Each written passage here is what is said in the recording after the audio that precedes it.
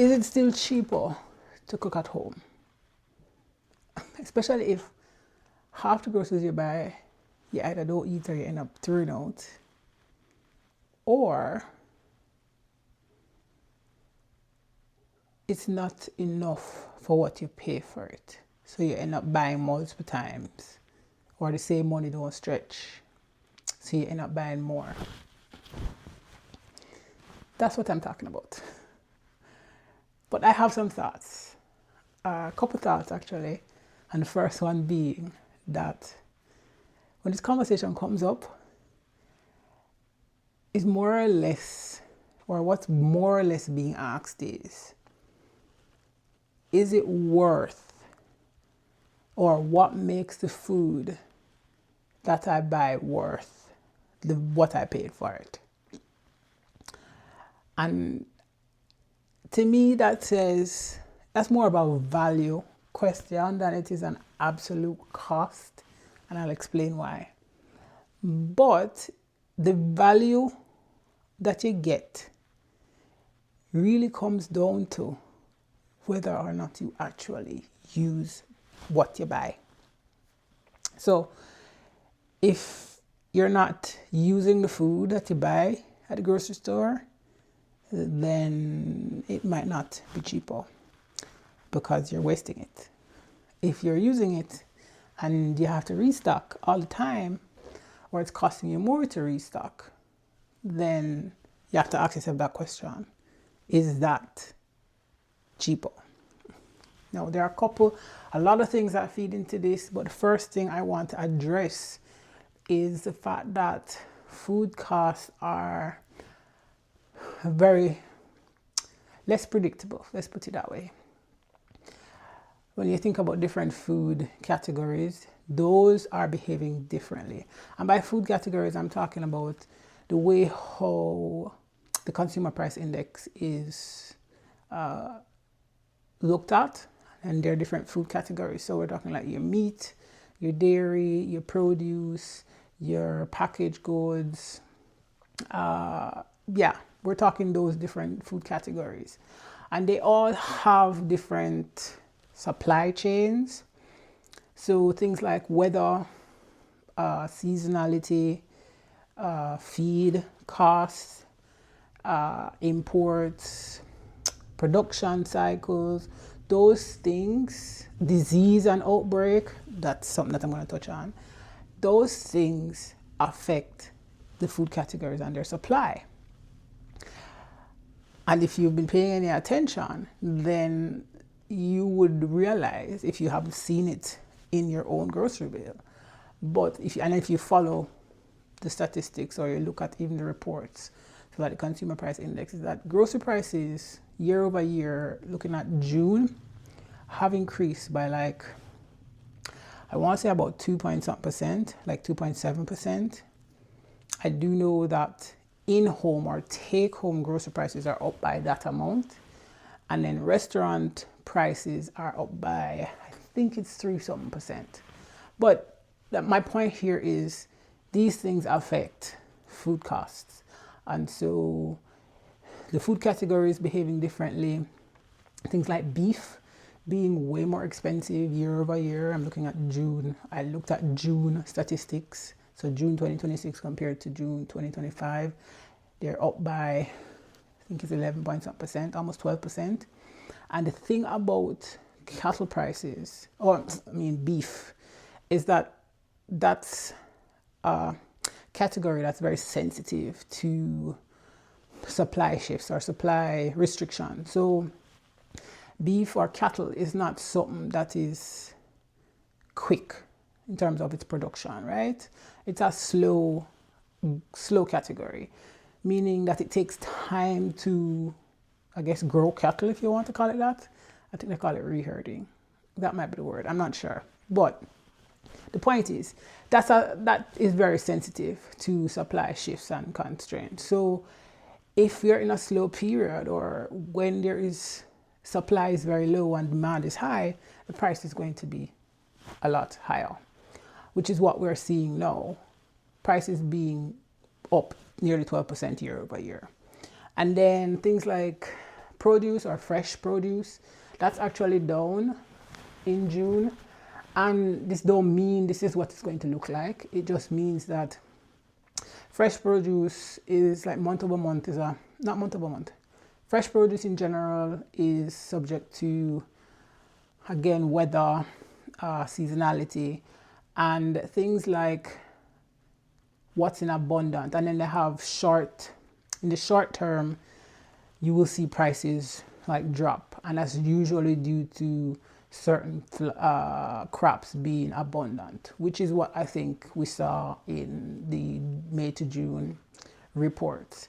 So it's technically down, but does not mean that's going to be the case. Now, overall, all of that impacts grocery prices. So what does this mean? Shanique, you bring up this, but what it mean? It really means that if you are going grocery shopping, again, I'm not knocking recipes, but if you are focused on shopping for recipes or shopping by recipes, or you have a very rigid budget grocery list, that becomes less useful in the face of something like this, where food prices are less predictable. It becomes less useful. So instead of what recipes am I going to make, what ingredients can I get that can work for the meals I want to make? That's a better question. That's a better consideration given this scenario with food prices. And this makes, I guess this is the premise of meal building, but I'll get more into that. But also, this is why it's important for when we talk about, is it cheaper? When we ask the question, is it cheaper to still cook at home? We have to look at that, first of all. And then we have to look at what does it mean to be cheaper? Like, we have to I think we have to readjust what cheap actually means, because you're not just looking at the price of a restaurant meal versus the ingredients that you buy to do a copycat of said meal at home. You are also looking at the price of those groceries. You look at the cost of what you use, the cost of what you eat, and then something that a lot of folks don't consider is what you throw out, or food waste. And you have to make food waste you have to look at food waste as part of the overall economics of food here. Because food waste, unused food, according to the stats, accounts for I think it's over 10%. I'm not sure what the figure is. I honestly didn't write it down. I think it accounts for 10%, if not more, of consumer food expenditure. And I think it works out to $700+ per consumer per year. That's unused food. So when you talk about something being cheaper, you have to look at the overall thing as opposed to the absolute cost. So a $50 meal or $50 worth of ingredients it's only economical or only cheaper if you actually use what you buy. You see where I'm going with that? So again, when we talk about is it still cheaper at home, it's not just the dollar amount. We have to look at the value we're extracting from the things that we buy, but also whether or not we use what we buy. And so this is where I will preach from the mountaintops that meal building in and of itself can be economical, especially if you're somebody who is looking to save money at home, if you want to be a little more economical. Because with meal building, instead of asking, what can I make? It becomes, how can I use these ingredients to build meals or give me a variety of meals throughout the week or the month? Or, give me a variety of meals, because essentially what you're trying to do is feed yourself. So it is instead, what ingredients can I use, or how can I use ingredients in a variety of ways to feed myself, right? Because if you go back to a couple of videos I made ago, in fact, let me put it up. It's every ingredient has a role or has a job. This is where that comes in play when you're building meals. This is one of the systems or tools you can use when you're looking at building meals this way. So every ingredient, or how can I use ingredients to build meals or build a variety of ways to feed myself? You look at what job the ingredients have in your meals. So we have our protein, we have our carbs, or starches, we have our produce, and then we have our flavors, which we get, not flavors, we have our healthy fats, and then we have our flavors, which is the, the other things that add to the meal, that make the meal more satisfying, add a little more taste, add a little more flavor, add a little more pizzazz, bring the meal together. So every ingredient has a job, and when we look at building meals that way, then answering the question, what ingredients do I need, or what can ingredients, or how can I use the ingredients to build meals in a variety of ways to feed myself? Because what makes it economical is how flexible it is. So the ingredient itself is what's flexible. So instead of chicken being one recipe, it becomes, or chicken doesn't belong in one recipe, you can use it in multiple ways. Same for beans, same for vegetables. That flexibility gives you options. That option makes things more economical, because you are going to be affected by your schedule, you're going to be affected by your energy, what you have capacity for, and you're also going to be affected by what's available, the prices of food. Those things impact your ability to nourish yourself, your ability to use what you buy. So it reduces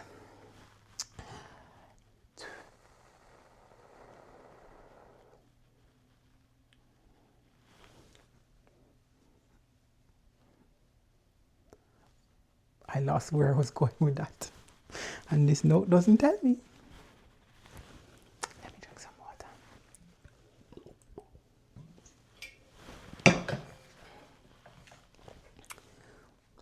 So that's the thing, that flexibility is the thing that allows you to nourish yourself, because you can use ingredients in a variety of ways to build your meals. And then that makes it, now I know where I'm going, it makes it such that you aren't hampered by things changing or things being thrown off.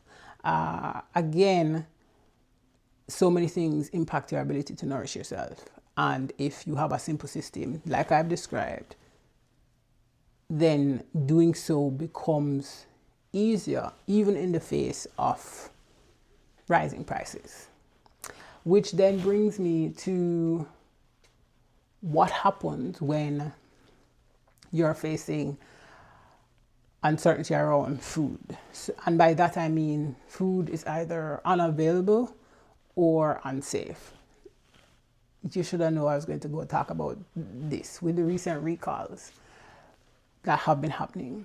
I spoke about Cyclospora in a couple of videos back, but in addition to that, we've had some recalls. We've had recalls because of glass and metal contamination. We've had, salmonella outbreak affecting jalapenos, however you pronounce it. The Cyclospora situation also existed.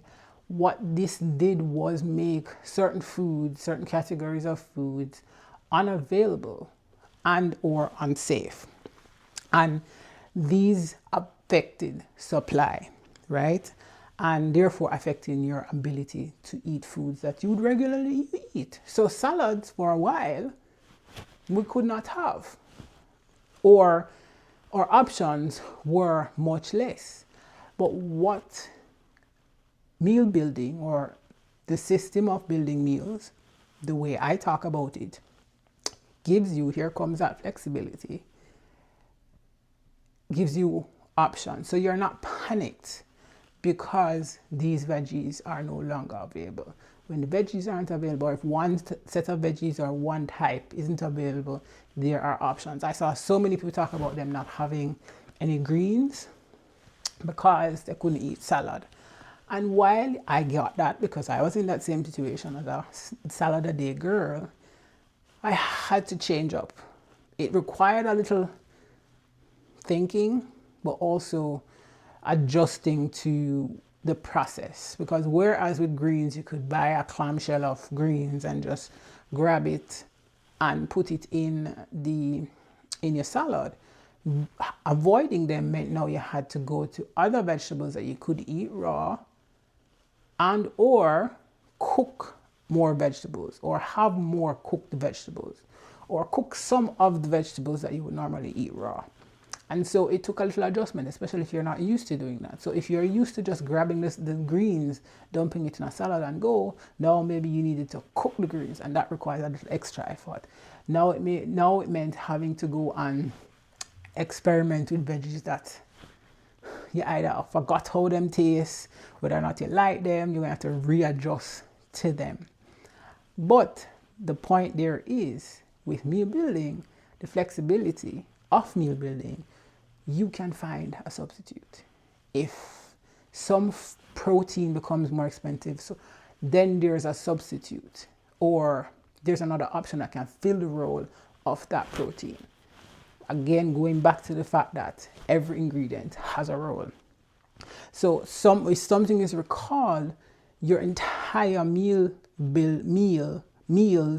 don't get derailed, or you can't eat because they get derailed. You make use of the options you have available because there are options.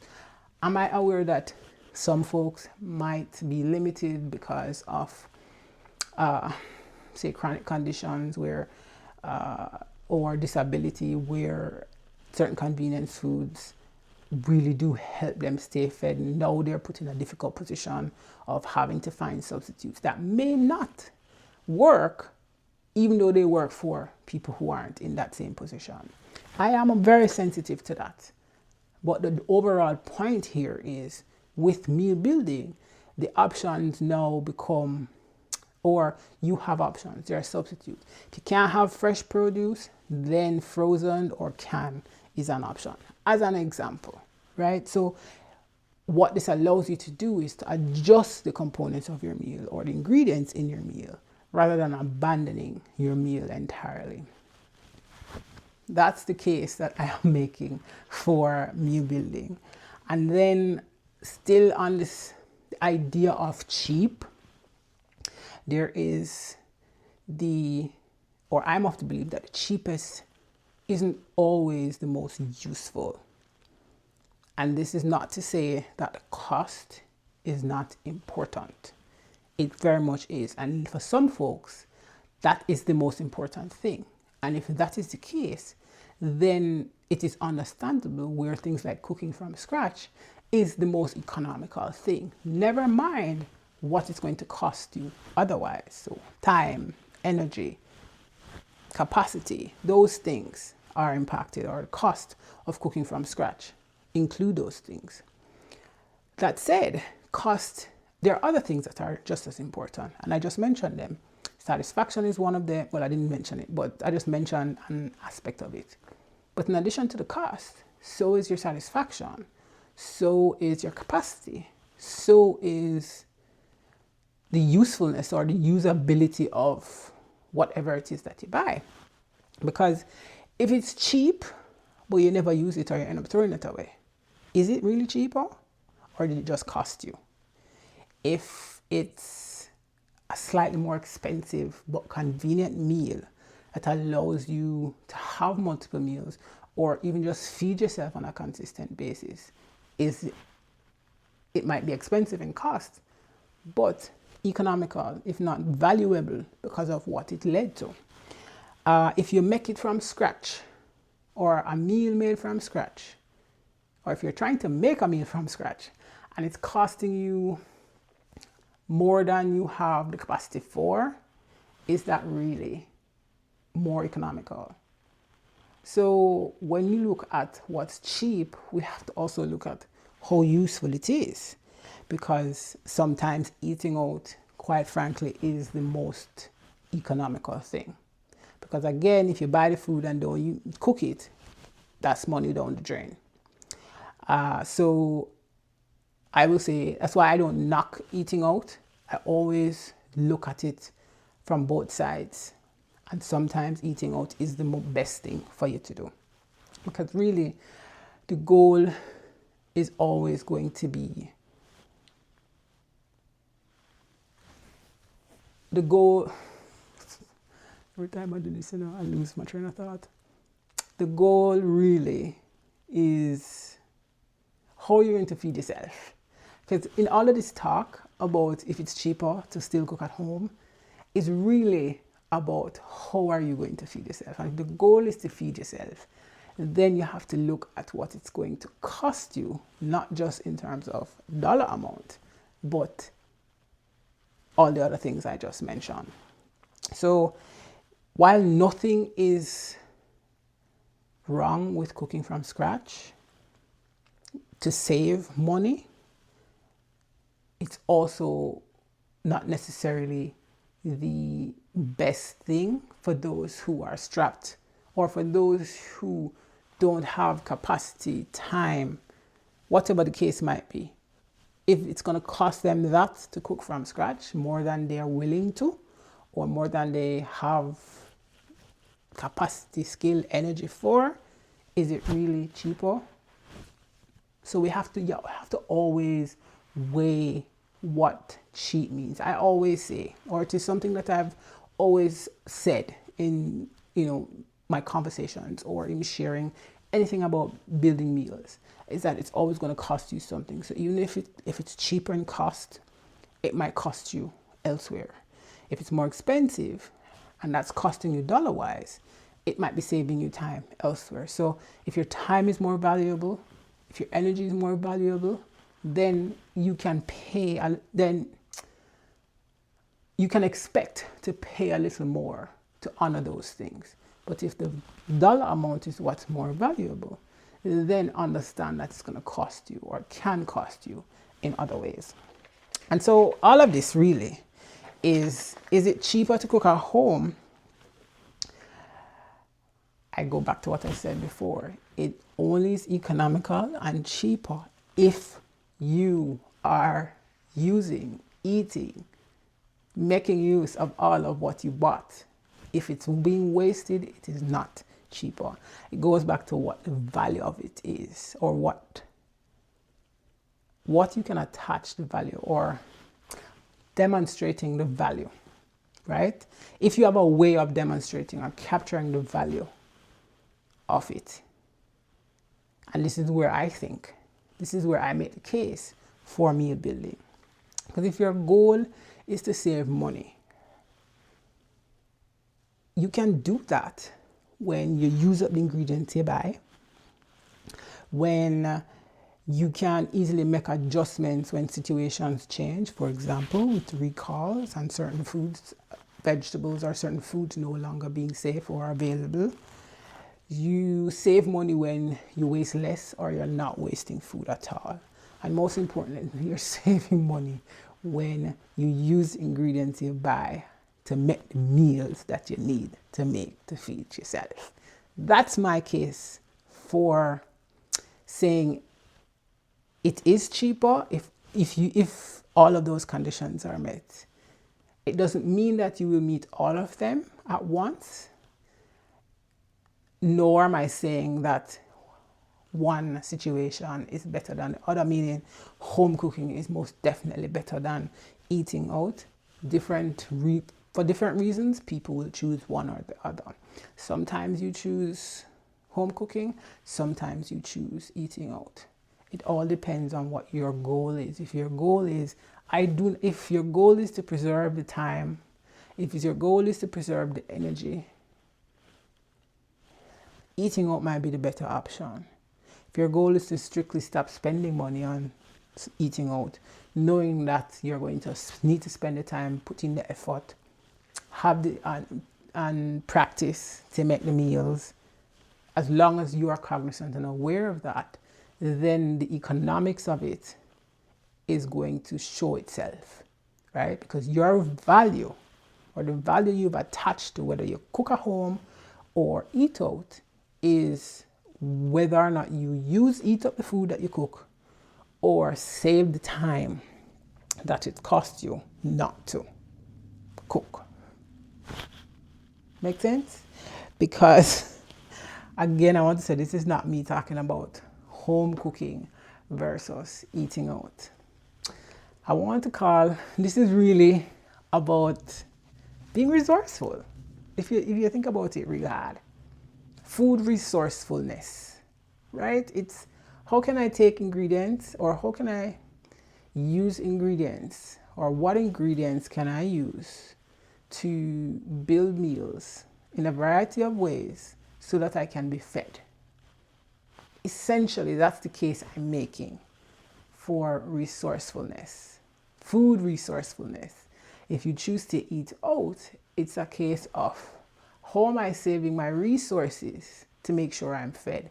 And the resource that you're saving or preserving could be time, could be energy, could be capacity, could be the fact that you don't have the skill set, right? Or you don't have enough of a skill set to create the kind of meals you want to eat.